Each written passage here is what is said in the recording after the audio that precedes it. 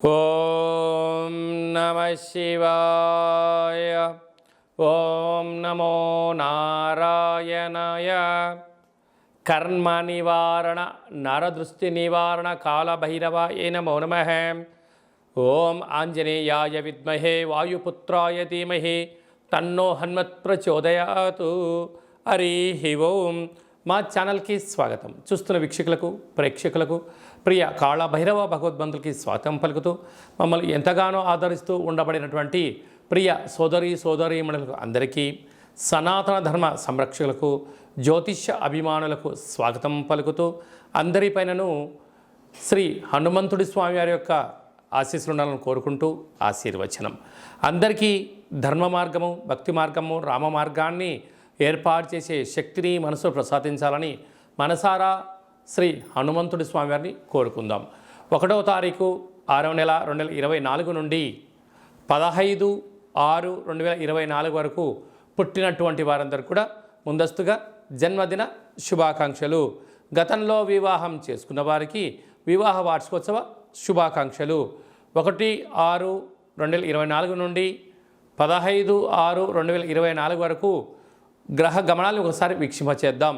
మేషరాశిలో కుజుడు స్వక్షేత్రకారకుడు, వృషభ రాశిలో చతుర్గ్రహ కూటమి, రవి బుధ గురు శుక్ర సంచార స్థితి, శుక్ర భగవానుడు స్వక్షేత్ర సంచార స్థితి.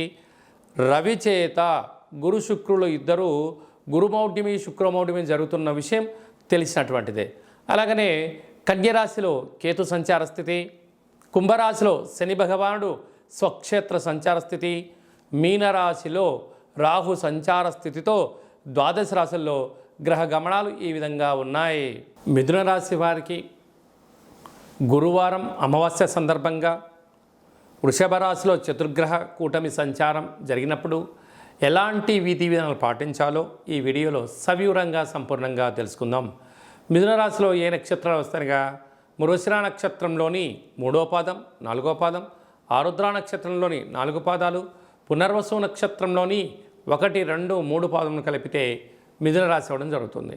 చాలామందికి పుట్టినటువంటి కాల సమయంలో డేటా ఆఫ్ బర్త్లు లేనటువంటి కారణం వలన పేరు యొక్క మొదటి అక్షరాన్ని అనుసరిస్తూ ఆ రాశిని తెలుసుకునే ప్రయత్నం చేద్దాం.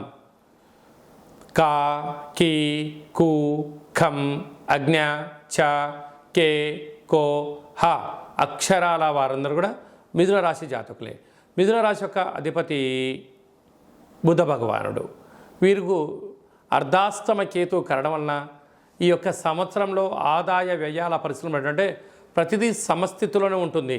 మీరు ఎంతైతే కష్టపడతారో, మీకు ఎంతైతే అవసరం ఉందో అంతే డబ్బులు వచ్చే పరిస్థితి ఉంటుంది. కనుక జ్ఞానకారకుడు, మోక్షకారకుడు, అష్టమ గ్రహకారకుడు కేతు భగవానుడు అవ్వడం వలన కనుక చిన్న చిన్న విషయాలకు ఆందోళన తగదు. వృత్తులలో, ఉద్యోగాల్లో, వ్యాపారాల్లో అనుకున్నంత విజయం సాధించలేకపోయినను ఆటంకాలు ఉండవు. మీరు పెద్దగా డిసప్పాయింట్ అవ్వాల్సిన అవసరం లేదు అని చెప్పి గ్రహ గమనాలు తెలియజేస్తున్నాయి. అలాగే భాగ్యస్థానంలో శని భగవానుడు సంచారం చేయడం వలన వృత్తులలో, ఉద్యోగాల్లో, వ్యాపారాల్లో మీ సాధన, పట్టుదల, ఏకాగ్రత అన్నింటా విజయానికి తొలిమెట్టు అవుతుందని చెప్పి గమనించాలి. రాజ్యస్థానంలో రాహు సంచారం చేయడం వలన వృత్తులలో ఏదైనా ఒక వ్యాపార కార్యక్రమాల్లో చేస్తున్నప్పుడు అనేక మంది చెయ్యలేనటువంటి వారందరూ మీరు చేస్తున్న పనిని చూసి ఓర్వలేని పరిస్థితి అధికంగా ఉంటుంది. కనుక మీరు ఎంత బరువు అయితే ఉంటారో అంత బరువు కలిగిన ఉప్పును తులాభారంగా చేసుకొని ఆ ఉప్పును నీటితో కరిగించి ఈ నీటిని మహాదేవుడికి రుద్రాభిషేకం చేసుకున్నట్లయితే రుణ సమస్యలు, రోగ సమస్యలు, తంత్ర సమస్యలు, ఈ యొక్క పై అధికారులతో సహా ఉద్యోగస్తులతో, కింది స్థాయి ఉద్యోగస్తులతో, అలాగనే వృత్తులలో, ఉద్యోగంలో ధనపరమైన చిక్కులు తొలగిపోయి పోలీస్ స్టేషన్లు, కోర్టు సమస్యలు కూడా సంపూర్ణంగా తొలగిపోతాయని చెప్పి గమనించాలి. లాభస్థానంలో కుజుడు, ఇది అద్భుతమైన యోగము. గృహయోగము, భూములు, వ్యాపార క్రయ విక్రయాలు యోగదాయకమని చెప్పి గమనించాలి. వ్యయంలో చతుర్గ్రహ కూటమి, ప్రభుత్వ అధికారులతో ప్రశాంతంగా ఉండాలి. గురువు అక్కడ రవిచేత హస్తగతం అవడం, శుక్ర భగవానుడు స్వక్షేత్రకంగా కూడా అక్కడ ఉండడం వలన దూర, వాయు, జల ప్రయాణాలలో ఎంతో జాగ్రత్తలు అవసరమని చెప్పి గమనించగలగాలి. కనుక వీలైనంతవరకు మౌనం, ధ్యానం, ఏకాగ్రత, ఆసనం, సూర్య నమస్కారాలు లాంటివి చేయడం వలన ధనము విచ్చలవిడితనంగా ఖర్చు పెట్టకుండా ఎంతో పొదుపుగా ఉండగలిగినట్లయితే బంగారు భవిష్యత్తు రోజులకు అవకాశం ఉందని చెప్పి గమనించగలగాలి.